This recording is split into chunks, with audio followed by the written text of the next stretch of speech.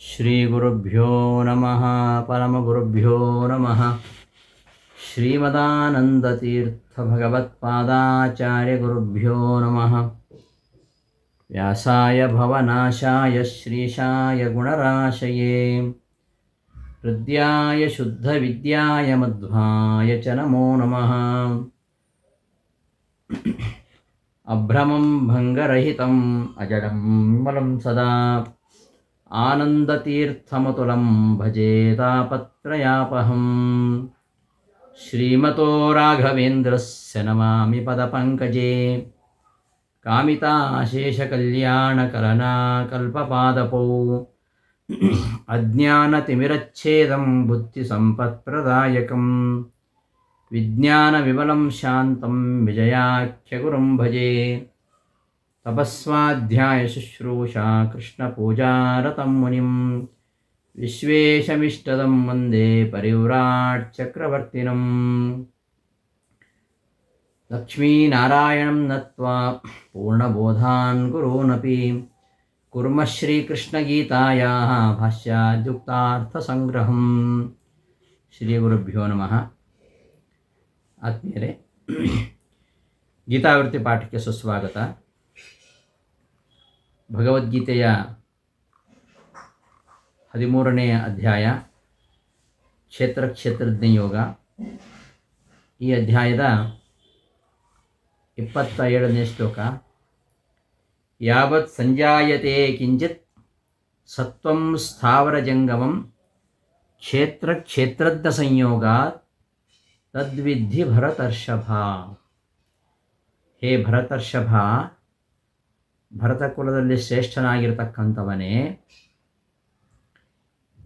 ಯಾವತ್ ಸಂಜಾಯತೆ ಕಿಂಚಿತ್ ಸತ್ವಂ, ಯಾವತ್ ಸಂಜಾಯತೆ ಕೀದೃಶಂ ಸತ್ವಂ ಸ್ಥಾವರ ಜಂಗಮಂ ಸತ್ವಂ, ಸ್ಥಾವರ ಜಂಗಮಾತ್ಮಕವಾಗಿರತಕ್ಕಂತಹ ಅಂದರೆ ಸಕಲ ಚರಾಚರವಾಗಿರತಕ್ಕಂತಹ ಯಾವುದ್ಯಾವುದು ಸತ್ವಂ ಜೀವಜಾತ ಇದೆಯೋ ಅವೆಲ್ಲ ಕ್ಷೇತ್ರಜ್ಞ ಸಂಯೋಗ. ಕ್ಷೇತ್ರ ಅಂದರೆ ಪ್ರಕೃತಿ, ಚಿತ್ ಪ್ರಕೃತಿ. ಕ್ಷೇತ್ರಜ್ಞ ಅದು ಪರಮಾತ್ಮ ಅಂತ ಹೇಳಿದ್ದಾನೆ. ಕ್ಷೇತ್ರಜ್ಞಂ ಚಾಪಿ ಮಾಂ ವಿದ್ಧಿ. ಈ ಚಿತ್ ಪ್ರಕೃತಿ ಹಾಗೂ ಪರಮಾತ್ಮನ ಸಂಯೋಗದಿಂದ ಜಾಯತೆ, ಎಲ್ಲ ಚರಾಚರಾತ್ಮಕವಾಗಿರತಕ್ಕಂತಹ ಎಲ್ಲ ಜೀವಜಾತ ಇಲ್ಲಿ ಅವೆಲ್ಲ ಕ್ಷೇತ್ರಜ್ಞರ ಸಂಯೋಗದಿಂದ, ಚಿತ್ಪ್ರಕೃತಿ ಹಾಗೂ ಪರಮಾತ್ಮ ಸಂಯೋಗದಿಂದ ಜಾಯತೆ ಆಗತ್ತೆ ಎಂಬುದನ್ನು ತಿಳಿದುಕೋ ಅಂತ ಹೇಳ್ತಾ ಇದ್ದಾರೆ. ಮತ್ತು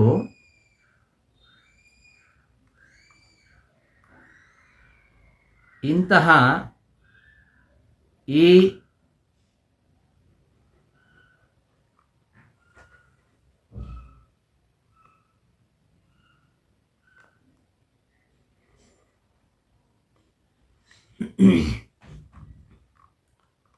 ಇದಿಷ್ಟು ಈ ಶ್ಲೋಕದ ಮೇಲ್ನೋಟಕ್ಕೆ ತೋರತಕ್ಕಂಥ ಅರ್ಥ. ಯಾವತ್ ಸತ್ವಂ, ಯಾವತ್ ಕಿಂಚಿತ್ ಸತ್ವಂ ಸ್ಥಾವರ ಜಂಗಮಾತ್ಮಕಂ ಯತ್ ಸತ್ವಂ ತಾವತ್ ಕ್ಷೇತ್ರಜ್ಞ ಸಂಯೋಗಾತ್ ಜಾಯತೆ. ಸ್ಥಾವರ ಜಂಗಮಾತ್ಮಕವಾಗಿರತಕ್ಕಂತಹ ಎಲ್ಲ ಜೀವಿಗಳೇನಿದ್ದಾರೆ ಅವೆಲ್ಲ ಕ್ಷೇತ್ರಜ್ಞರ ಸಂಯೋಗದಿಂದ, ಚಿತ್ಪ್ರಕೃತಿ ಹಾಗೂ ಪರಮಾತ್ಮರ ಸಂಯೋಗದಿಂದಲೇ ಜನಿಸಿವೆ ಅಂತ ವಿಧಿ ತಿಳಿದುಕೋ ಅಂತ. ವಿವೃತ್ತಿಯಲ್ಲಿ ಇದಕ್ಕೆ ಅವತರಣಿಕೆಯನ್ನು ಕೊಡ್ತಾರೆ. ಕಾರ್ಯೋಪಾದಾನತ್ವ ಪ್ರಕೃತ್ಯುಪಾದಾನಕ ದೇಹಯೋಗಿತ್ವ ಸರ್ವತ್ರ ಸಮತ್ವರೂಪ ಧರ್ಮಯುಕ್ತತೆಯ ಪ್ರಕೃತಿ ಪುರುಷೇಶ್ವರ ಸ್ವರೂಪಂ ಪುನರಪ್ಯಾಹ ಯಾವದಿತಿ. ಈ ಪ್ರಕೃತಿ ಮತ್ತು ಈ ಜೀವ, ಪ್ರಕೃತಿಯ ಧರ್ಮ ಏನು ಅಂದರೆ ಪ್ರತಿಯೊಂದು ಕಾರ್ಯಕ್ಕೂ ಪ್ರಕೃತಿ ಉಪಾದಾನ ಕಾರಣ. ಉಪಾದಾನ ಅಂದರೆ ಏನು? ಒಂದು ಕಾರ್ಯವನ್ನು ಮಾಡಬೇಕಾದ್ರೆ ನಾವು ಸಾಧನವಾಗಿ ಯಾವುದನ್ನು ತೆಗೆದುಕೊಳ್ತೀವಿ, ಉಪಾದೀಯತೆ ಇತಿ ಉಪಾದಾನಂ. ಕುಂಬಾರ ಮಡಿಕೆಯನ್ನು ಮಾಡಬೇಕಾದ್ರೆ ಅವ ಏನು ತೆಗೆದುಕೊಳ್ತಾನೆ? ಮಣ್ಣನ್ನು ತೆಗೆದುಕೊಳ್ತಾನೆ. ಆದ್ದರಿಂದ ಮಡಿಕೆಗೆ ಮಣ್ಣು ಎಂಬುದು ಉಪಾದಾನ ಕಾರಣ. ಹಾಗೆಯೇ ಈ ಬಟ್ಟೆಯನ್ನು ತಯಾರು ಮಾಡತಕ್ಕಂತಹ ವ್ಯಕ್ತಿ, ಅವ ಬಟ್ಟೆಯನ್ನು ತಯಾರು ಮಾಡಬೇಕಾದ್ರೆ ಏನು ತೆಗೆದುಕೊಳ್ತಾನೆ? ನೂಲು ತೆಗೆದುಕೊಳ್ತಾನೆ, ನೂಲಿನಿಂದ ಬಟ್ಟೆ ಮಾಡ್ತಾನೆ. ಆದ್ದರಿಂದ ಆ ತಂತು ಎಂಬುದು ಉಪಾದಾನ ಕಾರಣ. ತಂತುವೇ ಬಟ್ಟೆಯಾಗಿರೋದು. ತಂತು ಬೇರೆ ಅಲ್ಲ, ಬಟ್ಟೆ ಬೇರೆ ಅಲ್ಲ. ಹಾಗೆ ಕಾರ್ಯ ಬೇರೆ ಅಲ್ಲ, ಕಾರಣ ಬೇರೆ ಅಲ್ಲ. ಕಾರಣವೇ ಕಾರ್ಯವಾಗಿ ಪರಿಣಾಮ ಹೊಂದೋದು. ಆ ತರಹ ಇರುವುದಕ್ಕೆ ಉಪಾದಾನ ಕಾರಣ ಅಂತ ಹೇಳ್ತಾರೆ. ಹಾಲು ಮೊಸರಾಯಿತು. ಹಾಲು ಬೇರೆ ಮೊಸರು ಬೇರೆ ಆಗಿದ್ದರೂ ಕೂಡ ಆದರೆ ಹಾಲೇ ಮೊಸರಾಗಿರುವಂಥದ್ದು. ಮೊಸರಾದ ಮತ್ತು ಹಾಲಿಲ್ಲ, ಹಾಲಿನ ಪರಿಣಾಮವೇ ಮೊಸರು. ಆ ಮೊಸರಿಗೆ ಹಾಲು ಎಂಬುದು ಉಪಾದಾನ. ಹೀಗೆ ಯಾವುದೇ ಕಾರ್ಯಗಳಿಗೆ ಉಪಾದಾನವಾಗಿರುವುದು ಪ್ರಕೃತಿಯ ಧರ್ಮ. ಅದನ್ನೇ ಇಲ್ಲಿ ಹೇಳ್ತಾ ಇದ್ದಾರೆ, ಕಾರ್ಯೋಪಾದಾನತ್ವ. ಕಾರ್ಯೋಪಾದಾನತ್ವ ಅದು ಪ್ರತಿಯೊಂದು ಕಾರ್ಯಗಳಿಗೂ ಉಪಾದಾನ ಕಾರಣವಾಗಿರುವುದು ಪ್ರಕೃತಿಯ ಒಂದು ಧರ್ಮ. ಇನ್ನು ಈ ದೇಹ ಇದೆ, ಮನುಷ್ಯನ ದೇಹ. ಈ ಮನುಷ್ಯನ ದೇಹಕ್ಕೆ ಯಾವುದು ಉಪಾದಾನ ಕಾರಣ ಅಂದರೆ, ಈ ಪ್ರತಿಯೊಬ್ಬ ಜೀವಿಗೂ ಈ ದೇಹ ಸಂಬಂಧ ಆಗತ್ತಲ್ಲ, ಈ ದೇಹ ಸಂಬಂಧ ಅನ್ನೋದು ಜೀವಧರ್ಮ. ಆ ದೇಹ ಅನ್ನೋದು ಪ್ರಕೃತಿಯಿಂದ ಆಗಿರುವಂಥದ್ದು. ಹಾಗಾಗಿ ಪಂಚಭೂತಗಳು ಈ ದೇಹಕ್ಕೆ ಉಪಾದಾನ ಕಾರಣ. ಆ ಪಂಚಭೂತಗಳಿಂದಾಗಿ ಈ ದೇಹ ನಿರ್ಮಾಣ ಆಗಿದೆ. ಅಂತಹ ದೇಹದ ಸಂಬಂಧವನ್ನು ಹೊಂದುವುದು ಅದು ಯಾರ ಧರ್ಮ? ಜೀವನ ಧರ್ಮ. ಪ್ರಕೃತ್ಯುಪಾದಾನಕ ದೇಹ. ದೇಹ ಅನ್ನೋದು ಪ್ರಕೃತ್ಯುಪಾದಾನಕ. ಉಪಾದಾನಕ ಅಂದರೆ ಉಪಾದಾನದಿಂದ ಕೂಡಿದ್ದು, ಪ್ರಕೃತಿಯೇ ಉಪಾದಾನವಾಗಿ ಇರುವಂಥದ್ದು. ಅಂದರೆ ಈ ದೇಹ. ಈ ದೇಹದಲ್ಲಿ ಇರತಕ್ಕಂತಹ ವಸ್ತುಗಳು ಯಾವುದು? ಅದೆಲ್ಲ ಪ್ರಕೃತಿಯ ಅಂಶಗಳೇ. ಪೃಥ್ವಿ, ಜಲ, ತೇಜಸ್ಸು, ವಾಯು, ಆಕಾಶ, ಈ ಪಂಚಭೂತಗಳಿಂದ ಈ ದೇಹ ಆಗಿದೆ. ಹಾಗಾಗಿ ಪಂಚಭೂತಗಳು ಈ ದೇಹಕ್ಕೆ ಉಪಾದಾನ ಕಾರಣ. ಅದೆಲ್ಲ ಪ್ರಕೃತಿಯ ಪಂಚಭೂತಗಳು ಉಪಾದಾನ ಕಾರಣ. ಪ್ರಕೃತ್ಯುಪಾದಾನಕ. ಪ್ರಕೃತಿಯೇ ಉಪಾದಾನವಾಗಿರುವ ದೇಹ. ಅಂದರೆ ಜೀವನಿಗೆ ಬರತಕ್ಕಂತಹ ಈ ದೇಹ ಪ್ರಕೃತಿಯಿಂದಾಗಿ ಬರುವಂಥದ್ದು. ಪ್ರಕೃತಿಯು ಉಪಾದಾನವಾಗಿ ಉಳ್ಳಂತಹ ದೇಹ. ಈ ದೇಹದ ಯೋಗಿತ್ವ, ದೇಹದ ಸಂಬಂಧ. ಆಮೇಲೆ ಸರ್ವತ್ರ ಸಮತ್ವ, ಎಲ್ಲ ಕಡೆ ಸಮನಾಗಿ ಇರುವಂಥದ್ದು.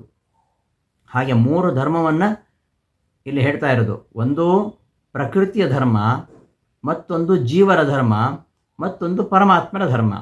ಪ್ರಕೃತಿಯ ಧರ್ಮ ಏನು? ಪ್ರತಿಯೊಂದು ಕಾರ್ಯಕ್ಕೂ ಉಪಾದಾನವಾಗಿರುವುದು ಪ್ರಕೃತಿಯ ಧರ್ಮ. ಜೀವಧರ್ಮ ಏನು? ಪ್ರಕೃತ್ಯುಪಾದಾನಕವಾಗಿರತಕ್ಕಂತಹ ದೇಹದ ಸಂಬಂಧ ಹೊಂದುವುದು. ಜೀವ ಹುಟ್ಟಿದ ಅಂದ್ರೇನು? ಅವನಿಗೆ ದೇಹ ಸಂಬಂಧ ಆಗೋದು ಅಲ್ವಾ?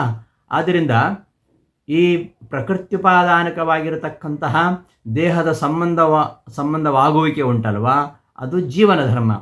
ಇನ್ನು ಸರ್ವತ್ರ ಸಮತ್ವ, ಎಲ್ಲ ಕಡೆಯೂ ಕೂಡ ಸಮನಾಗಿ ಇರುವಂಥದ್ದು, ಅದು ಪರಮಾತ್ಮನ ಧರ್ಮ. ಹೀಗೆ ಕಾರ್ಯೋಪಾದಾನತ್ವ, ಪ್ರಕೃತ್ಯುಪಾದಾನಕ ದೇಹಯೋಗಿತ್ವ, ಸರ್ವತ್ರ ಸಮತ್ವ ರೂಪ ಧರ್ಮಯುಕ್ತತೆಯ. ಈ ಧರ್ಮಗಳಿಂದ ಕೂಡಿದವುಗಳು ಯಾವ್ದ್ಯಾವುದು? ಪ್ರಕೃತಿ, ಪುರುಷ, ಈಶ್ವರ ಸ್ವರೂಪಂ. ಪ್ರಕೃತಿಯ ಸ್ವರೂಪ ಏನು? ಪುರುಷನ ಸ್ವರೂಪ ಏನು? ಈಶ್ವರನ ಸ್ವರೂಪ ಏನು ಅಂದರೆ, ಪ್ರಕೃತಿಯ ಸ್ವರೂಪ ಕಾರ್ಯೋಪಾದಾನತ್ವ, ಪುರುಷನ ಸ್ವರೂಪ ಜೀವನ ಸ್ವರೂಪ ಅದು ಪ್ರಕೃತ್ಯುಪಾದಾನಕ ದೇಹಯೋಗಿತ್ವ, ಈಶ್ವರನ ಸ್ವರೂಪ ಏನು? ಸರ್ವತ್ರ ಸಮತ್ವ. ಹೀಗೆ ಪ್ರಕೃತಿ, ಪುರುಷ, ಈಶ್ವರ ಸ್ವರೂಪ ಅದು ಈ ಯಾವುದು?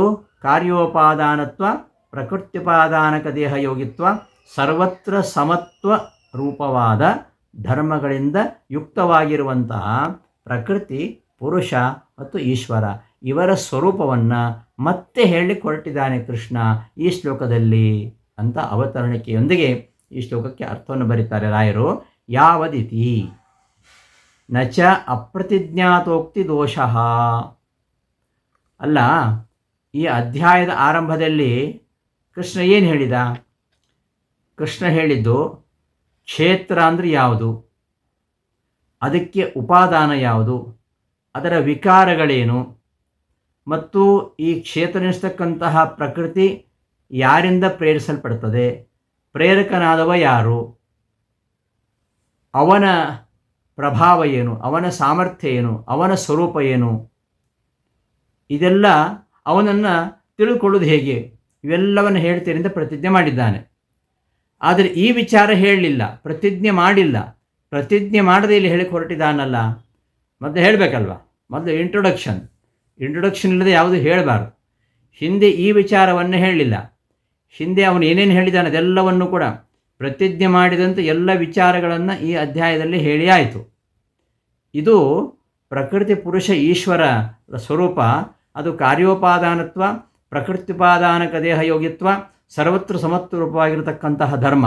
ಇದು ಪ್ರಕೃತಿ ಪುರುಷ ಈಶ್ವರರಲ್ಲಿದೆ ಅಂತ ಪ್ರಕೃತಿ ಪುರುಷ ಈಶ್ವರರ ಸ್ವರೂಪವನ್ನು ಮತ್ತೆ ಹೇಳಿಕ್ಕೆ ಹೊರಟಿದ್ದಾನೆ ಅಂತ ಈ ಶ್ಲೋಕದಲ್ಲಿ ಅಂತಾಗುವಾಗ, ಇದನ್ನು ಹಿಂದೆ ಪ್ರತಿಜ್ಞೆ ಮಾಡಿಲ್ಲಲ್ವ, ಇದನ್ನು ಹೇಳ್ತೇನೆ ಅಂತ ಹೇಳಿಲ್ಲಲ್ಲ ಅಂದರೆ ನಚ ಅಪ್ರತಿಜ್ಞಾತ ಉಕ್ತಿ ದೋಷಃ. ಹಿಂದೆ ಪ್ರತಿಜ್ಞೆ ಮಾಡಿಲ್ಲ, ಆದ್ದರಿಂದ ಪ್ರತಿಜ್ಞೆ ಮಾಡದೆ ದಿಢೀರ್ನ ಈ ವಿಷಯ ಹೇಳಿಕ್ಕೆ ಹೊರಟನಲ್ಲ ಅಂತ ದೋಷ ಇಲ್ಲ. ಯಾಕೆಂದರೆ ಪ್ರಕೃತಿ ಪುರುಷ ಧರ್ಮೋಕ್ತೇ ಯಾದೃಚ್ಛ ಇತ್ಯತ್ರ ಈಶ್ವರ ಧರ್ಮೋಕ್ತೇಶ್ಚ ಯತ್ಪ್ರಭಾವ ಇತ್ಯತ್ರ ಪ್ರತಿಜ್ಞಾತೆ ಅಂತರ್ಭಾವ. ಅಲ್ಲಿ ಒಂದು ಪ್ರತಿಜ್ಞೆ ಮಾಡುವಲ್ಲಿ ಪ್ರತಿಜ್ಞಾತವಾಗಿರುವಂಥದ್ದು, ಈ ವಿಚಾರ ಪ್ರತಿಜ್ಞೆ ಮಾಡಿಲ್ಲ. ಯಾವುದು? ಪ್ರಕೃತಿ ಎಲ್ಲ ಕಾರ್ಯಗಳಿಗೆ ಉಪಾದಾನವಾಗಿದೆ, ಜೀವ ಪ್ರಕೃತ್ಯುಪಾದಾನಕ ದೇಹ ಸಂಬಂಧವುಳ್ಳವನಾಗಿದ್ದಾನೆ, ಈಶ್ವರ ಎಲ್ಲ ಕಡೆಯೂ ಸಮವಾಗಿದ್ದಾನೆ ಅಂತ ಇಂತಹ ಪ್ರಕೃತಿ ಪುರುಷ ಪರಮಾತ್ಮನ ಸ್ವರೂಪವನ್ನು ಇನ್ನೂ ಹೇಳ್ತಿದ್ದಾನೆ ಅಂತ ಈ ಶ್ಲೋಕದಿಂದ ಹೇಳ್ತಾ ಇರೋದು. ಹಿಂದೆ ಎಲ್ಲೂ ಪ್ರತಿಜ್ಞೆ ಮಾಡಿಲ್ಲಲ್ಲ ಅಂದರೆ, ಪ್ರತಿಜ್ಞೆ ಮಾಡದಿದ್ದರೂ ಏನೂ ದೋಷ ಇಲ್ಲ. ಯಾಕೆಂದರೆ ಅವ ಏನು ಪ್ರತಿಜ್ಞೆ ಮಾಡಿದ್ದಾನೆ, ಆ ಪ್ರತಿಜ್ಞೆ ಮಾಡಿದಂತಹ ವಿಷಯದಲ್ಲಿ ಈ ವಿಷಯ ಸೇರಿ ಹೋಗುತ್ತೆ. ಯಾವುದು ವಿಷಯ? 4ನೇ ಶ್ಲೋಕದಲ್ಲಿ ಯಾದೃಚ್ಛ ಅಂತ ಹೇಳಿದ. ಅಂದರೆ ಪರಮಾತ್ಮರಿಂದ ಪ್ರೇರ್ಯವಾಗಿರತಕ್ಕಂತಹ ಕ್ಷೇತ್ರ ಅದು ಯಾವ್ಯಾವ ರೀತಿ ಇರುತ್ತೆ ಅಂತ. ಪ್ರಕೃತಿಯಿಂದ ಪ್ರೇರ್ಯವಾಗಿರುವಂಥದ್ದು ಅದು ಯಾವ ಥರ ಇರುತ್ತೆ ಎಂಬುದನ್ನು ಹೇಳ್ತೇನೆ, ಸಂಕ್ಷೇಪವಾಗಿ ಹೇಳ್ತೇನೆ ಅಂಥೇಳಿ ಅದನ್ನು ವಿಸ್ತಾರವಾಗಿ ಹೇಳಿ ಆಗಿದೆ. ಪ್ರಕೃತಿ ಜೀವಧರ್ಮವನ್ನು ಹೇಳಿ ಆಗಿದೆ. ಈ ಪ್ರಕೃತಿ ಮತ್ತು ಜೀವ ಈ ಧರ್ಮಗಳ ಉಕ್ತಿ ಉಂಟಲ್ವ, ಇಲ್ಲಿ ಹೇಳಿರುವಂಥದ್ದು ಕಾರ್ಯೋಪಾದಾನತ್ವ ಮತ್ತು ಕಾರ್ಯೋಪಾದಾನತ್ವ, ಪ್ರತಿಯೊಂದು ಕಾರ್ಯಗಳಿಗೆ ಉಪಾದಾನವಾಗಿರುವುದು ಪ್ರಕೃತಿಯ ಧರ್ಮ. ಕಾರ್ಯೋಪಾದಾನಕವಾಗಿರ್ತಕ್ಕಂತಹ ಶರೀರ ಸಂಬಂಧವಾಗುವಂಥದ್ದು ಜೀವನ ಧರ್ಮ. ಎಲ್ಲ ಕಡೆಯೂ ಸಮನಾಗಿರುವಂಥದ್ದು ಪರಮಾತ್ಮ ಧರ್ಮ. ಇವುಗಳನ್ನು ಪ್ರತಿಜ್ಞೆ ಮಾಡಿಲ್ಲ ಅಂದರೆ ಎಲ್ಲಿ ಮಾಡಿದ್ದಾನೆ ಅಂದರೆ ಯತ್ಪ್ರಭಾವ, ಅಲ್ಲಿ ಯಾವನಿಂದಾಗಿ, ಯಾವ ಪ್ರೇರಕನ ಪ್ರಭಾವ, ಪ್ರೇರಕನಾಗಿರ್ತಕ್ಕಂತಹ ಪರಮಾತ್ಮ ಪ್ರಭಾವ ಎಂಥದ್ದು ಅದನ್ನು ಹೇಳ್ತೇನೆ ಅಂತ ಒಂದು ಪ್ರತಿಜ್ಞೆ ಮಾಡಿದ್ದಾನೆ. ಈ ಕ್ಷೇತ್ರ ಎನಿಸತಕ್ಕಂತಹ ಪ್ರಕೃತಿ, ಪ್ರೇರ್ಯವಾಗಿರತಕ್ಕಂತಹ ಪ್ರಕೃತಿ, ಅದು ಯತ್ಪ್ರಭಾವ, ಯಾರ ಪ್ರಭಾವದಿಂದಾಗಿ ಅದು ಪ್ರೇರಿಸಲ್ಪಡ್ತಾ ಇದೆ, ಅಂತಹ ಪ್ರೇರಕನ ಪ್ರಭಾವ ಎಂಥದ್ದು ಅದನ್ನು ಹೇಳ್ತೇನೆ ಅಂತ ಪ್ರತಿಜ್ಞೆ ಮಾಡಿದ್ದಾನೆ. ಅದರೊಳಗೆ ಇದು ಸೇರಿ ಹೋಗುತ್ತೆ. ಯಾವುದು? ಈಶ್ವರ ಧರ್ಮದ ಉಕ್ತಿ. ಪ್ರಕೃತಿಯ ಧರ್ಮ ಮತ್ತು ಜೀವನ ಧರ್ಮ ಹೇಳಿಯಾಗಿದೆ ಹಿಂದೆ. ಈಶ್ವರನ ಧರ್ಮ ಅದನ್ನು ಪ್ರತ್ಯೇಕವಾಗಿ ಪ್ರತಿಜ್ಞೆ ಮಾಡಿದರೂ ಕೂಡ ಯತ್ಪ್ರಭಾವ, ಯಾರ ಪ್ರಭಾವ, ಪ್ರೇರಕನ ಪ್ರಭಾವ ಎಂಥದ್ದು, ಅಂತಹ ಪ್ರೇರಕ ಯಾರು, ಅವನ ಪ್ರಭಾವದಿಂದ ಈ ಕ್ಷೇತ್ರ ಪ್ರೇರಿಸಲ್ಪಡ್ತಾ ಇದೆ. ಇಂತಹ ಪ್ರೇರ್ಯವಾಗಿರತಕ್ಕಂತಹ ಕ್ಷೇತ್ರದ ಪ್ರೇರಕ ಇದ್ದಾನಲ್ಲ, ಅವನ ಪ್ರಭಾವ ಎಂಥದ್ದು ಅದನ್ನು ಹೇಳ್ತೇನೆ ಅಂತ ಹಿಂದೆ ಪ್ರತಿಜ್ಞೆ ಮಾಡಿದ್ದಾನೆ. ಅದರಲ್ಲಿ ಈ ಅಂಶ ಸೇರಿ ಹೋಗಿಬಿಡತ್ತೆ ಅಂತ ಅದಕ್ಕೆ ಸಮಾಧಾನ. ಯಾವತ್ ಯಾದೃಕ್ಷ ಯತ್ಪ್ರಭಾವ ಎಂಬಲ್ಲಿ ಈಶ್ವರ ಧರ್ಮೋಕ್ತೇಶ್ಚ, ಈಶ್ವರ ಧರ್ಮವನ್ನು ಹೇಳಿದಾನಲ್ಲಿ. ಯತ್ಪ್ರಭಾವ ಎಂಬಲ್ಲಿ ಯತ್ಪ್ರಭಾವ ಇತ್ಯತ್ರ ಪ್ರತಿಜ್ಞಾತಿ ಅಂತರ್ಭಾವಾತ್. ಯತ್ಪ್ರಭಾವ, ಯಾವ ವ್ಯಕ್ತಿಯ ಪ್ರಭಾವದಿಂದ ಈ ಜಗತ್ತು ಪ್ರೇರಿಸಲ್ಪಡ್ತದೆ, ಅವನ ಪ್ರಭಾವ ಎಂಥದ್ದು ಅದನ್ನು ಸಂಕ್ಷೇಪವಾಗಿ ಹೇಳ್ತೇನೆ ಅಂತ ಆರಂಭದಲ್ಲಿ ಒಂದು ಪ್ರತಿಜ್ಞೆ ಮಾಡಿದ್ದಾನಲ್ಲ, ಅದರಲ್ಲಿ ಯತ್ಪ್ರಭಾವ ಇತ್ಯತ್ರ ಪ್ರತಿಜ್ಞಾತೆ ಅಂತರ್ಭಾವ, ಆ ಒಂದು ಪ್ರತಿಜ್ಞೆ ಮಾಡಿರತಕ್ಕಂತಹ ಅಂಶದಲ್ಲಿಯೇ ಇದು ಸೇರಿ ಹೋಗುತ್ತೆ. ಯಾವ ಸ್ಥಾವರ ಜಂಗಮಾತ್ಮಕಂ ಸತ್ವಂ ಜೀವಜಾತಂ, ಈ ಶ್ಲೋಕದ ಅರ್ಥವನ್ನು ಬರೀತಿದ್ದಾರೆ. ಯಾವುದ್ಯಾವುದಿದೆ, ಯಾವುದು ಸ್ಥಾವರ ಜಂಗಮಾತ್ಮಕವಾಗಿರತಕ್ಕಂತಹ ಸತ್ವ ಅಂದರೆ ಎಲ್ಲ ಜೀವಜಾತ, ತತ್ಪ್ರೇರಕ ಕ್ಷೇತ್ರದ ಸಂಯೋಗ, ಸ್ಥಾವರ ಜಂಗಮಾತ್ಮಕವಾಗಿರತಕ್ಕಂತಹ ಯಾವುದ್ಯಾವುದು ಜೀವಜಾತ ಇದೆಯೋ ತತ್ ಅದು ಕ್ಷೇತ್ರದ ಸಂಯೋಗ ಅಂದರೆ ಚಿತ್ಪ್ರಕೃತಿ ಪರಮಾತ್ಮನೋ ಸಂಯೋಗ, ಚಿತ್ಪ್ರಕೃತಿ ಹಾಗೂ ಪರಮಾತ್ಮ ಇವರ ಸಂಯೋಗದಿಂದ ಜಾಯತೆ ಅಂದರೆ ಪ್ರಾದುರ್ಭವತಿ ಉಂಟಾಗತ್ತೆ. ಇದು ಈ ರೀತಿಯಾಗಿ ವಿಧಿ ತಿಳಿದುಕೋ. ಅಥವಾ ಇನ್ನೊಂದು ರೀತಿಯಲ್ಲಿ ಅವತರಣಿಕೆ ಈ ಶ್ಲೋಕಕ್ಕೆ, ಯದ್ವಾ ಅಥವಾ ಉಪದ್ರಷ್ಟ ಇತ್ಯಾದಿನ ಸದಸದ್ಯೋನಿ ಜನ್ಮಸು ಭಗವಾನೇವ ಸ್ವತಂತ್ರ ಕಾರಣಂ ಇತಿ ಯದುಕ್ತಂ ತತ್ಪ್ರಪಂಚಯತಿ. ಹಿಂದೆ ಒಂದು ವಿಚಾರವನ್ನು ಹೇಳಿದ. ಏನು, ಈ ಎಲ್ಲ ಜೀವಜಾತ ಕ್ಷೇತ್ರದ ಸಂಯೋಗದಿಂದಲೇ ಆವಿರ್ಭವಿಸುವಂಥದ್ದು, ಅಥವಾ ಈ ಜೀವ ಕೆಲವು ಮೇಲು ಯೋನಿಗಳಲ್ಲಿ ಉನ್ನತ ಯೋನಿಗಳಲ್ಲಿ ಹುಡ್ತಾನೆ, ಕೆಲವು ನೀಚ ಯೋನಿಗಳಲ್ಲಿ ಹುಡ್ತಾನೆ. ಇದಕ್ಕೆ ಕಾರಣ ಯಾರು? ಸ್ವತಂತ್ರ ಕಾರಣ ಪರಮಾತ್ಮನೇ ಅಂತ ಹಿಂದೆ ಹೇಳಿದ.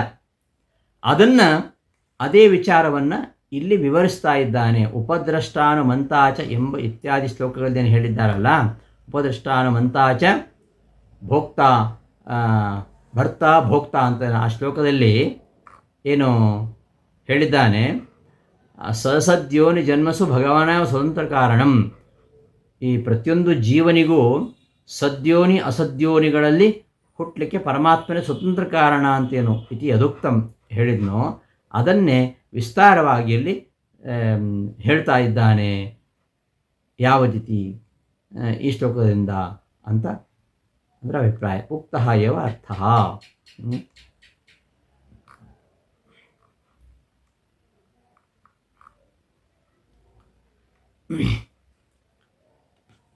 ಈ ಪರಮಾತ್ಮ ಎಲ್ಲರಲ್ಲಿಯೂ ಸಮನಾಗಿರ್ತಾನೆ, ಅದನ್ನಿಲ್ಲಿ ವಿಶೇಷವಾಗಿ ಹೇಳಿತು. ಪ್ರಕೃತಿ ಧರ್ಮ ಜೀವನ ಧರ್ಮ ಎಲ್ಲ ಹಿಂದೆ ಬಂತು.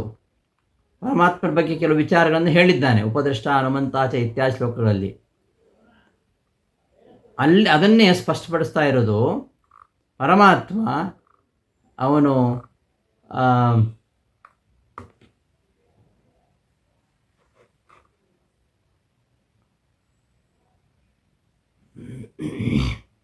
ಸರ್ವತ್ರ ಸಮತ್ವರೂಪ, ಸರ್ವತ್ರ ಸಮತ್ವರೂಪವಾಗಿರತಕ್ಕಂತಹ ಧರ್ಮವನ್ನು ಇಲ್ಲಿ ವಿವರಿಸ್ತಾ ಇದ್ದಾನೆ. ಸಮಂ ಸರ್ವೇಷು ಭೂತೇಷು ತಿಷ್ಠಂತಂ ಪರಮೇಶ್ವರಂ ವಿನಶ್ಯತ್ ಸ್ವವಿನಶ್ಯಂತಂ ಯಪ್ಪಶ್ಯತಿ ಸ ಪಶ್ಯತಿ.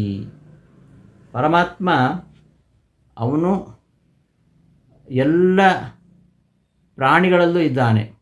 ಸರ್ವೇಷು ಭೂತೇಷು ಸಮಂ, ಎಲ್ಲ ಪ್ರಾಣಿಗಳಲ್ಲೂ ಇದ್ದಾನೆ. ಅಂಥವನು ಈ ವಿನಾಶವಾಗತಕ್ಕಂತಹ ವಸ್ತುಗಳಲ್ಲೂ ಇದ್ದಾನೆ. ವಿನಾಶ ಹೊಂದತಕ್ಕಂಥ ವಸ್ತುಗಳು ಇದ್ದಾನೆ ಮಾತ್ರಕ್ಕೆ ಒಂದು ವಸ್ತು ವಿನಾಶವಾದ ಕೂಡಲೇ ಅಲ್ಲಿ ಪರಮಾತ್ಮನ ವಿನಾಶ ಇದೆಯಾ ಅಂದರೆ ಅದು ಇಲ್ಲ ಅಂತ ಹೇಳ್ತಿರೋದು. ಸರ್ವೇಷು ಭೂತೇಷು, ಎಲ್ಲ ಪ್ರಾಣಿಗಳಲ್ಲಿಯೂ ಪರಮೇಶ್ವರಂ ಸರ್ವಸಮರ್ಥನಾಗಿರತಕ್ಕಂಥ ಹರಿಯನ್ನು ಸಮಂ ತಿಷ್ಠಂತಂ ಸಮನಾಗಿರ್ತಕ್ಕಂಥವನು ಎಂಬುದಾಗಿ ಏನು ತಿಳಿಬೇಕು ಅಂತ. ಯಾವನು ತಿಳಿತಾನೋ, ಯಹ ಪಶ್ಯತಿ ಯಾವನು ನೋಡುತ್ತಾನೋ, ವಿನಶ್ಯತ್ ಸ್ವವಿನಶ್ಯಂತಂ ವಿನಶ್ಯತ್ಸು ವಿನಾಶವನ್ನು ಹೊಂದತಕ್ಕಂತಹ ವಸ್ತುಗಳಲ್ಲಿಯೂ ಅವಿನಶ್ಯಂತಂ ಆ ವಸ್ತುವಿಗೆ ವಿನಾಶವಾದರೂ ಕೂಡ ಪ್ರತಿಯೊಂದು ವಸ್ತುವಿನಲ್ಲಿ ಪರಮಾತ್ಮ ಇದ್ದಾನೆ. ಹಾಗಾದರೆ ಆ ವಸ್ತು ವಿನಾಶವಾದರೆ ಅಲ್ಲಿ ಪರಮಾತ್ಮನ ಸ್ವರೂಪ ನಾಶವಾಗ್ತದೆ ಅಂದರೆ ಇಲ್ಲ ಅಂತ. ವಿನಾಶಗಳಾಗಿರ್ತಕ್ಕಂತಹ ವಸ್ತುಗಳಲ್ಲಿ ಇದ್ದರೂ ಸಹ ಅವನು ಅವಿನಾಶಿ, ಅವನಿಗೆ ನಾಶ ಎಂಬುದಿಲ್ಲ ಅಂತ ಯಾರು ತಿಳಿತಾನೋ ಅವನೇ ನಿಜವಾಗಿ ತಿಳಿದವನು. ಈ ವಿಚಾರ ಹಿಂದೆಲ್ಲೂ ಹೇಳಲಿಲ್ಲ. ಪರಮಾತ್ಮ ಎಲ್ಲ ಪ್ರಾಣಿಗಳಲ್ಲಿ ಇದ್ದಾನೆ ಅಂತ, ಸಮನಾಗಿದ್ದಾನೆ ಅಂತಾಗುವಾಗ ಆ ಪ್ರಾಣಿಗಳ ನಾಶವಾದಾಗ ಪರಮಾತ್ಮನಿಗೆ ನಾಶ ಉಂಟಾ ಅಂದರೆ ಇಲ್ಲ. ವಿನಶ್ಯತ್ಸ್ವಪಿ, ಆ ಸರ್ವ ಪ್ರಾಣಿಗಳು ವಿನಾಶವನ್ನು ಹೊಂದುತ್ತಿದ್ದರೂ ವಿನಶ್ಯತ್ತು ಎಂಬುದರ ಸಪ್ತಮಿ ಭಕ್ತಿ ಬಹುವಚನ. ಅದು ವಿನಾಶವನ್ನು ಹೊಂದತಕ್ಕಂತಹ ಸರ್ವೇಷು ಭೂತೇಶು, ಎಲ್ಲ ಪ್ರಾಣಿಗಳು ವಿನಾಶವನ್ನು ಹೊಂದಿದಾಗಲೂ ಇವನು ಅವಿನಶ್ಯಂತಂ, ಇವನು ನಾಶವನ್ನು ಹೊಂದುವುದಿಲ್ಲ ಎಂಬುದಾಗಿ ಯಹ ಪಶ್ಯತಿ, ಯಾರು ತಿಳಿಯುತ್ತಾನೋ ಅವನೇ ಅವನೇ ಪಶ್ಯತಿ. ನಿಜವಾಗಿ ತಿಳಿದವನು ಅಂದರೆ ಅವನೇ. ಯಾರು ನಿಜವಾಗಿ ತಿಳಿದವನು? ಪರಮಾತ್ಮ ಎಲ್ಲೆಡೆಯಲ್ಲೂ ವ್ಯಾಪಿಸಿದ್ದಾನೆ. ಎಲ್ಲ ಸಕಲ ಚರಾಚರ ವಸ್ತುಗಳಲ್ಲಿಯೂ ಪರಮಾತ್ಮ ನೆಲೆಸಿದ್ದಾನೆ. ಆ ಸಕಲ ಚರಾಚರ ವಸ್ತುಗಳು ಪ್ರಕೃತಿ ಉಪಾದಾನಕವಾಗಿ ನಿರ್ಮಾಣವಾಗಿರತಕ್ಕಂತಹ ಒಂದು ಜಡವಾಗಿರತಕ್ಕಂತಹ ವಸ್ತುವಾದರೆ ಪ್ರಕೃತಿಯಿಂದ ನಿರ್ಮಾಣವಾಗಿರುವಂಥವುಗಳು. ಇನ್ನು ಜೀವಜಾತ ಅದು ಪ್ರಕೃತಿ ಉಪಾದಾನಕ ಶರೀರ ಸಂಬಂಧದಿಂದಾಗಿ ಉಂಟಾಗಿರತಕ್ಕಂಥದ್ದು. ಅಂತಹ ಜಡವಾಗಿರತಕ್ಕಂತಹ ವಸ್ತುಗಳೇ ಆಗಲಿ, ಜೀವ ವಸ್ತುಗಳೇ ಆಗಲಿ, ಸಕಲ ಚರಾಚರಾತ್ಮಕವಾಗಿರತಕ್ಕಂತಹ ವಸ್ತುಗಳಲ್ಲಿ ಅವನು ಸಮನಾಗಿ ಇದ್ದರೂ ಸಹ ಆ ಸ್ಥಿರವಾದ ಜಡವಾದ ಹಾಗೂ ಸ್ಥಾವರ ಜಂಗಮಾತ್ಮಕವಾಗಿರತಕ್ಕಂತಹ ಯಾವುದೇ ವಸ್ತು ವಿನಾಶವನ್ನು ಹೊಂದಿದರೂ ಕೂಡ ಅಲ್ಲಿರತಕ್ಕಂತಹ ಪರಮಾತ್ಮನ ರೂಪಕ್ಕೆ ನಾಶ ಎಂಬುದು ಇಲ್ಲ. ಇದನ್ನು ಯಾವನು ತಿಳಿದಿದ್ದಾನೋ ಅವನೇ ನಿಜವಾದ ಜ್ಞಾನಿ. ನಿಜವಾಗಿ ತಿಳಿದವನು ಅಂದರೆ ಅವನೇ. ಹಿಂದೆ ಫಸ್ಟ್ಗೆ ಆರಂಭದಲ್ಲೇ ಹೇಳಿದ, ಕ್ಷೇತ್ರಜ್ಞಂ ಚಾಪಿ ಮಾಂ ವಿದ್ಧಿ ಸರ್ವತ್ರ ವಿದ್ಯೆ ಸರ್ವ ಕ್ಷೇತ್ರೇಶು, ಎಲ್ಲ ಕ್ಷೇತ್ರಗಳಲ್ಲಿಯೂ ನೆಲೆ ನಿಂತು ತಿಳಿರತಕ್ಕಂತಹ ಕ್ಷೇತ್ರಜ್ಞನು ನಾನೇ ಅಂತ ಹೇಳ್ತಾ, ಎಲ್ಲ ಶರೀರದಲ್ಲಿಯೂ ಕೂಡ ನಾನಿದ್ದೇನೆ ಅಂತ. ಶರೀರದಲ್ಲಿದ್ದರೆ ಅಲ್ಲಿ ಶರೀರಕ್ಕೆ ಯಾವುದೇ ತಾರತಮ್ಯ ಇರಬಹುದು, ಶರೀರದಲ್ಲಿ ಯಾವುದೇ ದೋಷಗಳಿರಬಹುದು, ಆದರೆ ಅವುಗಳ ಯಾವ ದೋಷಗಳ ಲೇಪ ಇವನಿಗಿಲ್ಲ. ಎಲ್ಲ ಕಡೆಯಲ್ಲಿ ಇವನು ಒಂದೇ ರೀತಿಯಾಗಿರ್ತಾನೆ. ಒಂದು ವೇಳೆ ಆ ಅಧಿಷ್ಠಾನವಾಗಿರತಕ್ಕಂತಹ ಶರೀರ ನಾಶವಾದರೂ ಅಲ್ಲಿರತಕ್ಕಂತಹ ಪರಮಾತ್ಮನಿಗೆ ನಾಶ ಎಂಬುದು ಇಲ್ಲ, ಅವನಿಗೆ ದುಃಖಾದಿ ದೋಷಗಳು ಇಲ್ಲ. ಎಲ್ಲ ಕಡೆಯೂ ಪರಮಾತ್ಮ ಇದ್ದಾನೆ ಅಂತಾಗುವಾಗ ಎಲ್ಲರೂ ಒಂದೇ ರೀತಿಯಾಗಿಲ್ಲ. ಅನೇಕ ಜೀವರಲ್ಲಿ ಅನೇಕ ರೀತಿಯಾಗಿರ್ತಕ್ಕಂತಹ ಕಷ್ಟ ನಷ್ಟಗಳು, ದುಃಖ. ಹಾಗಾದರೆ ಸಕಲ ಜೀವರಲ್ಲಿಯೂ ಪರಮಾತ್ಮ ಇದ್ದಾನಂತಾದರೆ ಅವನಿಗೆ ಅವನೊಳಗಿರತಕ್ಕಂತಹ ಪರಮಾತ್ಮನ ರೂಪದಲ್ಲಿಯೂ ಕೂಡ ಮೇಲು ಕೀಳು ಇರ್ಬೋದಲ್ಲ. ಆ ಜೀವನಿಗೆ ದುಃಖ ಇದ್ದರೆ ಇವನಿಗೆ ದುಃಖ ಬರಬಹುದಲ್ಲ ಅಂದರೆ ಇಲ್ಲ ಅಂತ ಇಲ್ಲಿ ಹೇಳ್ತಾ ಇರೋದು. ಏನು ವಿನಶ್ಯತ್ಸ್ವಪಿ ಅವಿನಶ್ಯಂತಂ, ಆಶ್ರಯವಾಗಿರತಕ್ಕಂತಹ ಅಧಿಷ್ಠಾನ ಯಾವುದೇ ಇರಲಿ ಅವ ಎಲ್ಲ ಶರೀರದಲ್ಲಿದ್ದಾನೆ. ಅವನಿರತಕ್ಕಂತಹ ಅಧಿಷ್ಠಾನಗಳ ಮೇಲೆ ಏನು ಅವರಲ್ಲಿ ಏನಾದರೂ ದೋಷಗಳಿದ್ದರೂ ಆ ದೋಷಗಳ ಲೇಪ ಇವನಿಗೆ ಇಲ್ಲ ಅಂತ ಈ ಶ್ಲೋಕದಲ್ಲಿ ಹೇಳ್ತಾ ಇರುವಂಥದ್ದು. ಕ್ಷೇತ್ರಜ್ಞಂ ಚಾಪಿ ಮಾಂ ವಿದ್ಧಿ ಸರ್ವಕ್ಷೇತ್ರೇಷು ಇತಿ ಹರೇಃ ಶರೀರಸ್ಥತ್ವಂ ಯದುಕ್ತಂ ತದಯುಕ್ತಂ. ಈ ಶ್ಲೋಕಕ್ಕೆ ಅವತರಣಿಕೆಯನ್ನು ರಾಯರು ಕೊಡ್ತಿದ್ದಾರೆ. ಕ್ಷೇತ್ರಜ್ಞಂ ಚಾಪಿ ಮಾಂ ವಿದ್ಧಿ, ನಾನು ಕ್ಷೇತ್ರಜ್ಞ, ಎಲ್ಲ ಕ್ಷೇತ್ರಗಳಲ್ಲಿಯೂ ನಾನಿದ್ದೇನೆ, ಸರ್ವರ ಶರೀರದಲ್ಲಿಯೂ ನಾನಿದ್ದೇನೆ ಅಂತ ಪರಮಾತ್ಮ ಹೇಳಿದ ಅಲ್ಲಿ. ಆದರೆ ಅದು ಸರಿಯಲ್ಲ ಅಂತ. ಯಾಕಂದರೆ ಎಲ್ಲರ ಶರೀರದಲ್ಲಿಯೂ ಪರಮಾತ್ಮ ಇದ್ದಾನಂತಾದರೆ ತಥಾತ್ವೇ ಅಧಿಷ್ಠಾನ ತಾರತಮ್ಯಂ, ಅಧಿಷ್ಠಾನದ ತಾರತಮ್ಯದಿಂದಾಗಿ ಎಲ್ಲ ಶರೀರದಲ್ಲಿದ್ದರೆ ಅವನಿರತಕ್ಕಂತಹ ಅಧಿಷ್ಠಾನಗಳಿದೆಯಲ್ಲ ಬೇರೆ ಬೇರೆ ಶರೀರಗಳು, ಆ ಶರೀರಗಳ ತಾರತಮ್ಯದಿಂದಾಗಿ ಇವನಲ್ಲಿಯೂ ತಾರತಮ್ಯ ಬರಬೇಕಾಗತ್ತೆ. ಅಂದರೆ ಆ ಶರೀರದಲ್ಲಿ ಇರತಕ್ಕಂತಹ ಏನು ಯಾವುದೇ ನ್ಯೂನತೆ ಇರ್ಬೋದು, ಯಾವುದೇ ದುಃಖ ಇರ್ಬೋದು, ಅಂತಹ ದುಃಖ ಜನನ ಮರಣಾದಿ ದೋಷಗಳು ಈ ಜೀವರಲ್ಲಿ ಇವೆ. ಜೀವಧಾರಣ ಮಾಡತಕ್ಕಂಥ ಶರೀರದಲ್ಲಿದೆ. ಅಂತಹ ಶರೀರದಲ್ಲಿ ಪರಮಾತ್ಮ ಇದ್ದಾನಂತಾದರೆ ಹಾಗಾದರೆ ಆ ದುಃಖಾದಿ ದೋಷಗಳ ಒಂದು ಸಂಪರ್ಕ ಇವನಿಗಿದೆಯಾ? ಇಲ್ಲ. ಹಾಗಾದರೆ ಪರಮಾತ್ಮ ಎಲ್ಲರ ಶರೀರದಲ್ಲಿ ಇದ್ದಾನೆ ಅಂತ ಹೇಳಿದ್ದು ಸರಿಯಲ್ಲ. ತಥಾತ್ವೇ ಸರ್ವ ಶರೀರಗಳಲ್ಲಿಯೂ ಪರಮಾತ್ಮ ಇದ್ದಾನೆ ಅಂತ ಹೇಳಿದರೆ ಅಧಿಷ್ಠಾನ ತಾರತಮ್ಯದಿಂದಾಗಿ ಅವನಲ್ಲಿಯೂ ತಾರತಮ್ಯ ಬರಬೇಕಾಗತ್ತೆ. ದುಃಖಿ ಸಹ ಅವಸ್ಥಾನ ದುಃಖಂ ಚ ಸ್ಯಾತ್.